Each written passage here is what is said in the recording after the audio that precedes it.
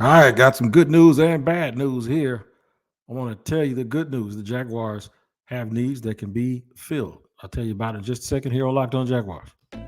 You are Locked On Jaguars, your daily Jacksonville Jaguars podcast, part of the Locked On Podcast Network. Your team every day.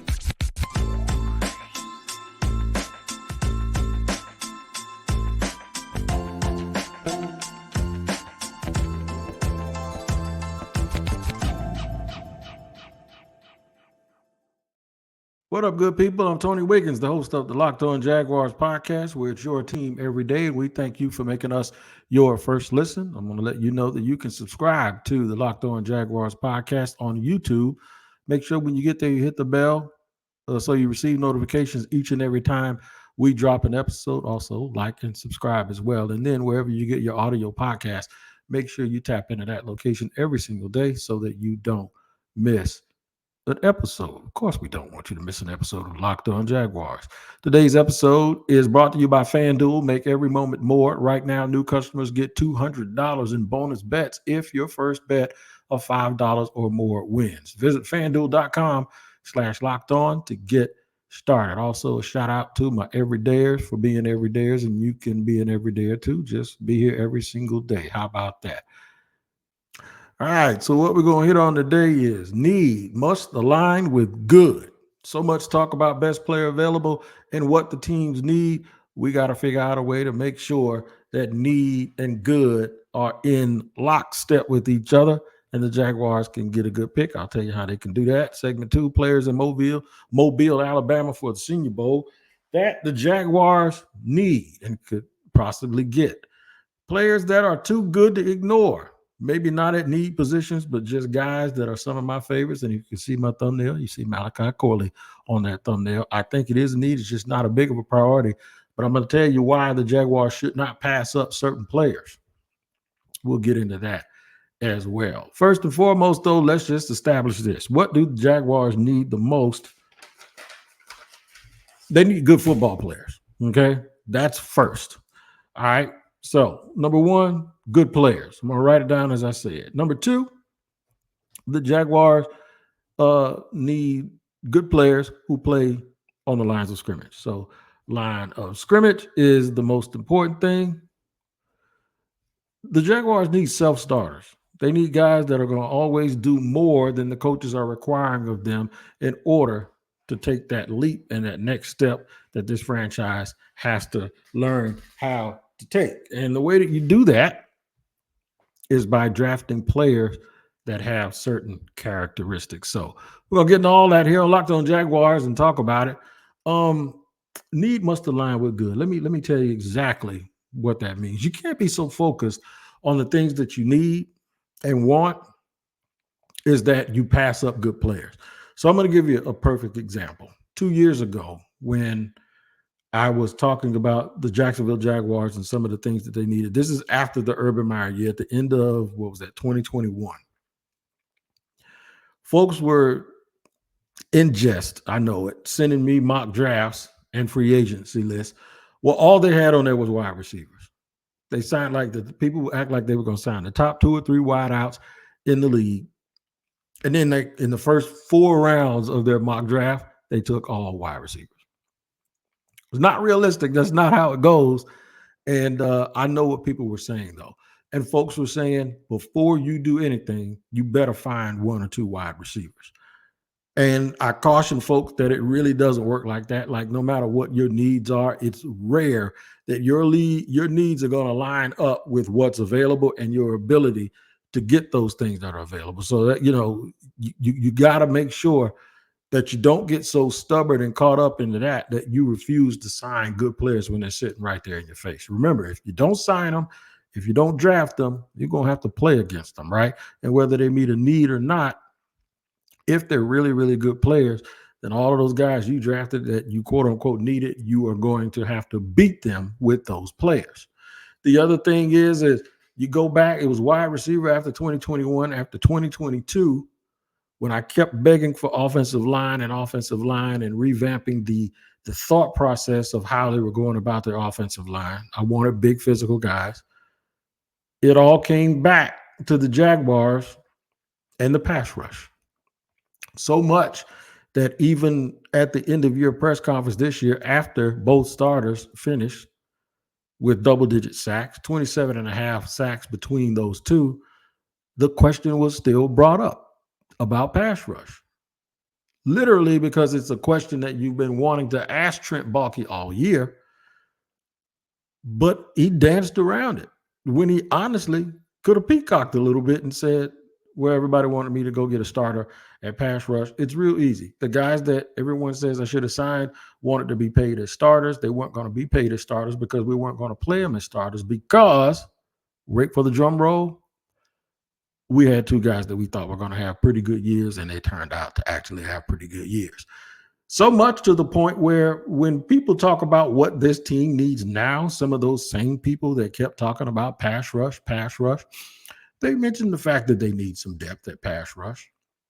But more than anything, they're talking about interior players that this team needs. More than anything, they're talking about guys that they need on the offensive line. More than anything, they're even mentioning big wide receiver and corners that can play man-to-man.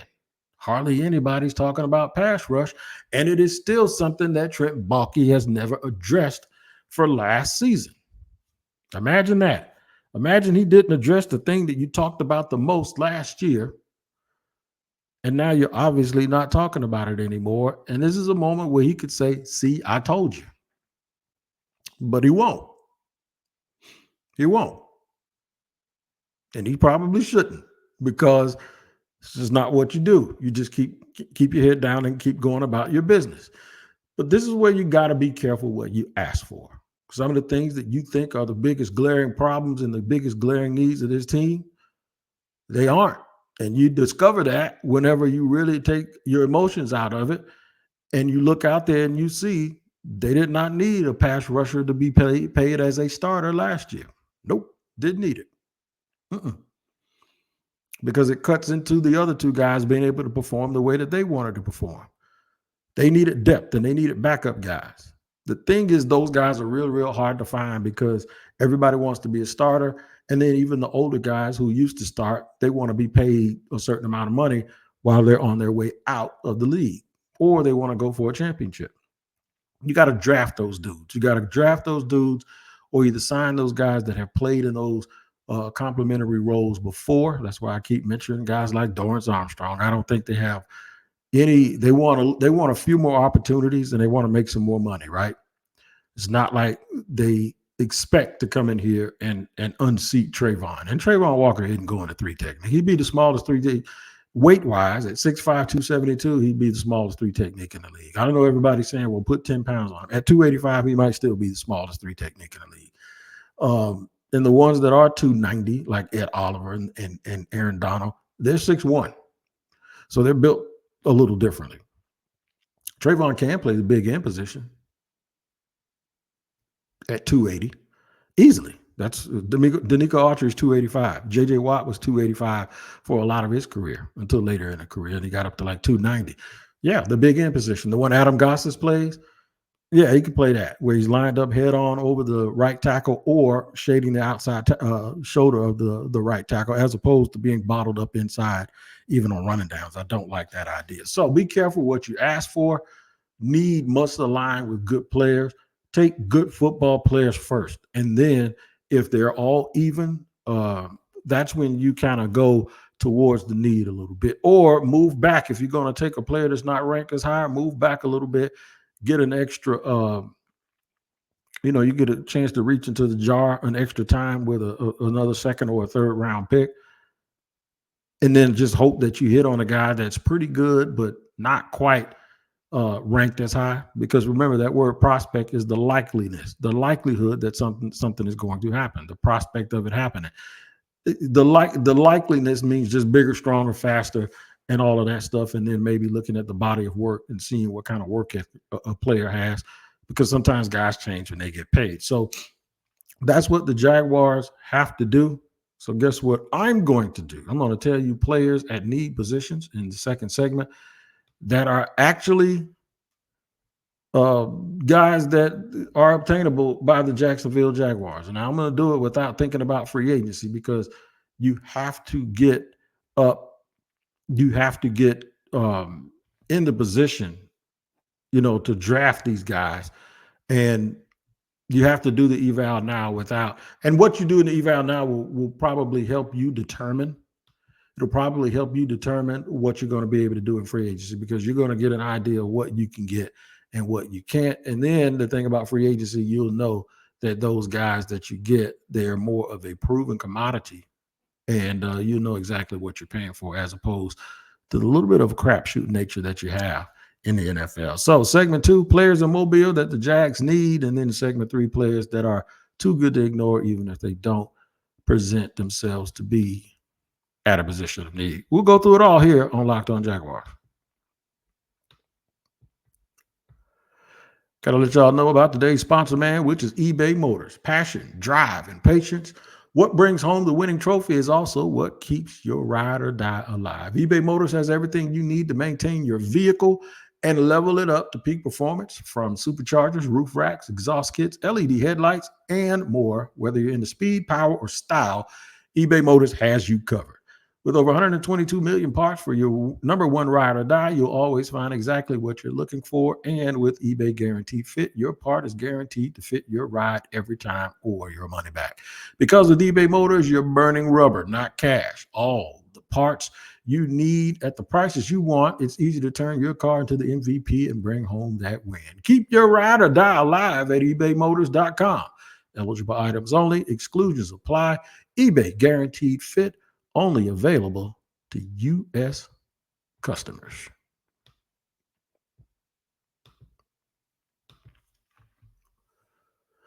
Segment 2 here on Locked On Jaguars, where we are trying to go through the evaluation process and look up all of these players that the Jaguars need and like and see who they can get before they start reshuffling their board to get back to free agency, which actually comes before they'll be able to go into this draft process. All right, let's take a look at it, man. Guys that I like that are obtainable, whether it be in the first, second. I don't know what pick if they re-sign Calvin Ridley, what pick they're going to not have, but we'll just name 3 guys, whether it be a first, second, or a third, or a first, second, or a fourth round guy. That's what we're going to do. We're going to go through it. I don't think it's a first round pick, but I'm going to go in alphabetical order because that's where I'm looking at it. I really like Brandon Coleman from TCU. He actually had a couple of good showings at practice. He played tackle. He's a big kid that I believe can move inside and play guard and give them a little versatility. He's probably more suited for left guard than right guard, but I think he's a real good player. Christian Haynes is a good player, but I keep telling myself that he is absolutely too small at 6'2", about 315. He kind of has that Rodney Hudson body to him, but I think he's a good football player, but I think a team that wants to be bigger and physical isn't going to sit there and use a day 1 or a day 2 pick on somebody that, although he's physical, he's a little bit small. But this is where I say don't get yourself in trouble passing a good player trying to fit certain traits.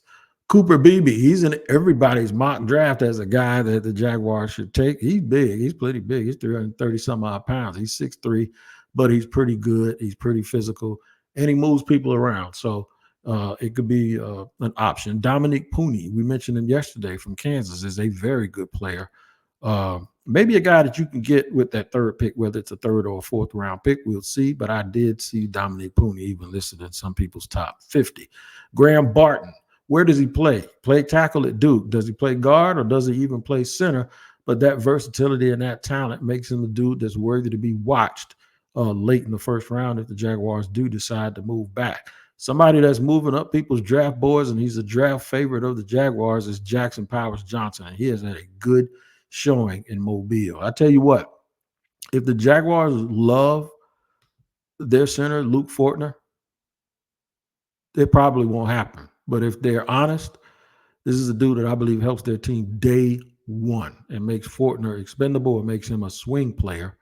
So you just got to make sure that you don't pass a dude up because you're hoping that your mediocre pick that you picked a couple of years ago ends up turning out to be something that he has not been yet, and something I don't think he's ever going to be. Jordan Morgan, I think he's a pure left tackle, even though his arms are shorter than people thought. He's a good player out of Arizona.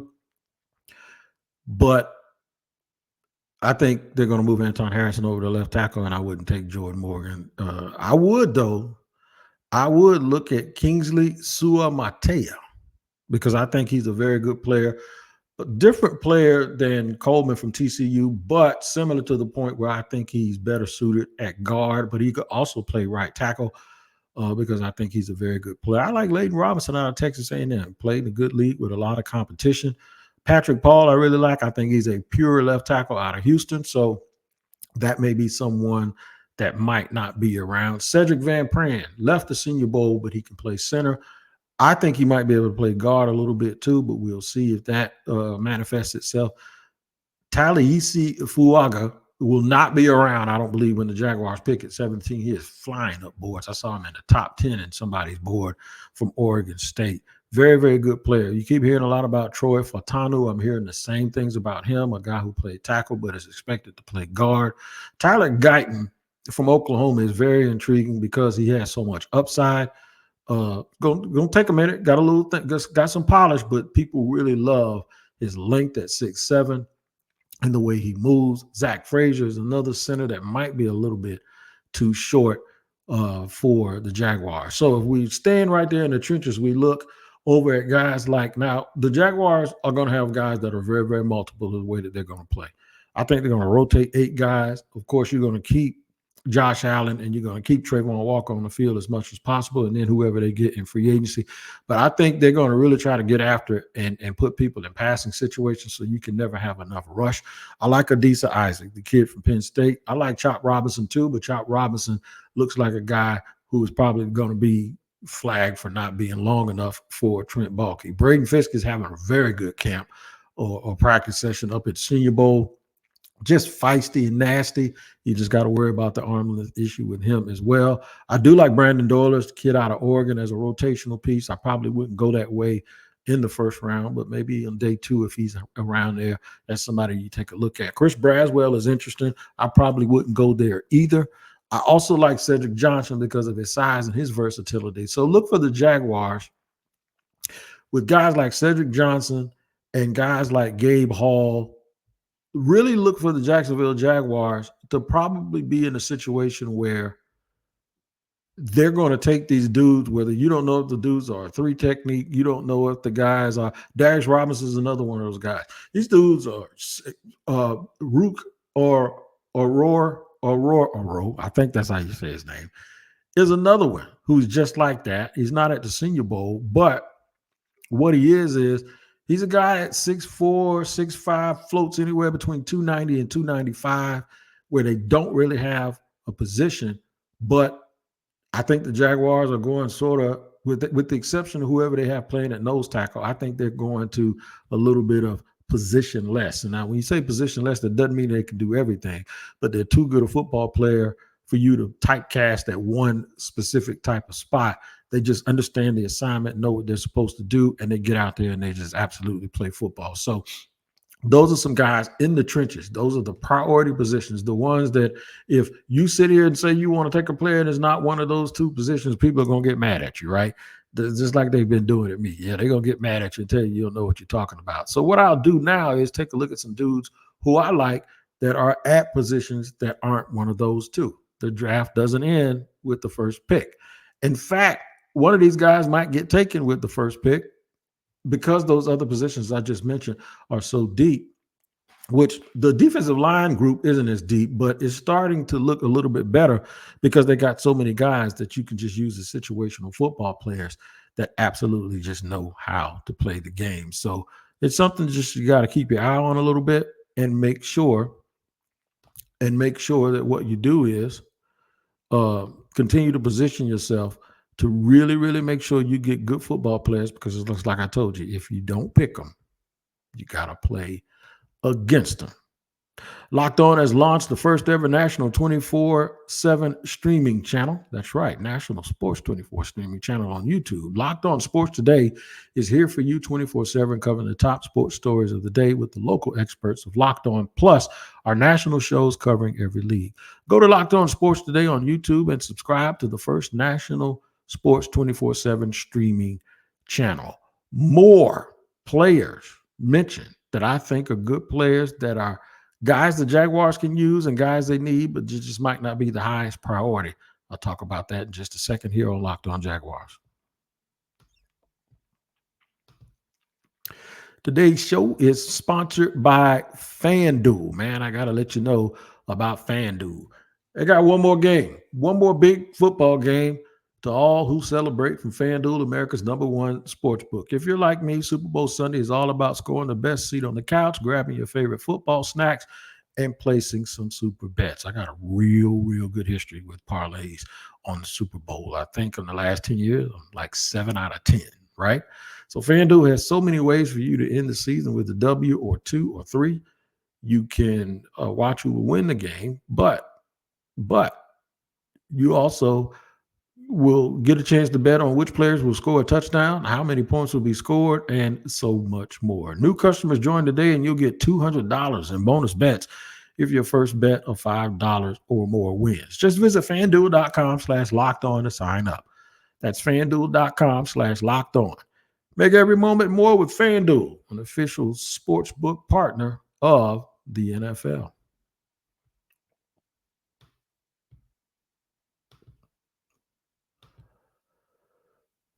All right, third and final segment here on Locked On Jaguars, where it's your team every day. And we thank you for making us your first listen. We talked about players that play in the trenches, where the Jaguars can get bigger and more physical. Didn't mention free agency. So we know that comes first. The evaluation of these players comes first, but then you got to go through free agency, and hopefully your pro personnel department has done their job. Hopefully this will let you know what you can get in the draft, even though sometimes you don't really look at it that way. You just look at the draft independently and say, look, this is the foundation of the guys that we're going to get, the foundation of the guys that we're going to have at the cheapest point in their career, who can give us some production and who are going to set the foundation for the future of this team. So you always want to make sure that you have the right, get the best players you can absolutely get, but you always want to also focus on need. And you don't want to be redundant, meaning the best players in the draft also line up at the same positions of the best players in free agency. You kind of want to mix and match it up a little bit and just look at it sort of in two different ways, but kind of the same, if that's not too much to confuse you with. So we're going to look at some players that play positions that other people do not think is a priority. I'm going to tell you right now, I'm going to stop right here at linebacker, and I'm going to tell you that Peyton Wilson is going to be a really good player for somebody. He's a tackling machine, man. And I love it. The Jaguars, Devin Lloyd, according to PFF, was the most improved player. And, of course, Foye Oluokun, I think he might have led the league in tackles again for like the third year. At least he was in the top 3 for the third consecutive year after leading the team all season. So there are a bunch of wide receivers that aren't here, like Rome Odunze. He ain't coming here. He ain't going to get out of the top 5 or top 6. Of course, Marvin Harrison Jr., Malik Neighbors. Don't even think about it. You're just not going to get them, right? But there will be a lot of other players. Brian Thomas Jr. is one of them. Adonai Mitchell is another big, tall receiver. Keon Coleman is another one. Johnny Wilson, I don't like him too much, even though I'm a Florida State fan. I just think that there's a lot of promise, there's just too much stuff that needs to be worked on. But at the Senior Bowl, the guys I just mentioned are at Senior Bowl, names at the Senior Bowl. And when I'm looking at wide receivers, normally I'm looking at a bigger wide receiver, right? Thinking like who can be the third or fourth guy. If they don't keep Zay Jones, they need someone who can contribute. This is also meaning that I'm thinking they're going to keep Calvin Ridley and they're going to have Christian Kirk. And of course, they have Washington from last year out of Penn State that they took and they drafted. So I'm thinking a bigger guy, right? But there's this kid that keeps just throwing a monkey wrench in my program, and he's on my thumbnail. His name is Malachi Corley. I think Malachi Corley is going to be a superstar in the National Football League. He does all of those things that players like him, they're always successful, whether it's Debo Samuel, Amon-Ra St. Brown, uh, just Antonio Brown, just guys that sort of play like they got a big chip on their shoulder, right? Like they play angry. He plays wide receiver the way Pacheco from Kansas City plays running back. It's just like he got an attitude, like he's just mad at everybody, right? I love guys like that. I think he fights for the ball. I think he's feisty, and I don't want to see him end up on one of the teams that's our rival. So we'll say Devontae Walker is another guy out of North Carolina. Tez can play, man. He had a couple of drops so far in practice, but he can run like the wind. He's 6'3". I think he's a real good developmental receiver, and this is why, as much as I like Chad Hall, the receivers coach, this is where you just wish you had Keenan McCardell or somebody like that, or Brian Hartline, somebody that can really, that has a long track record of making these guys perform on a consistent level.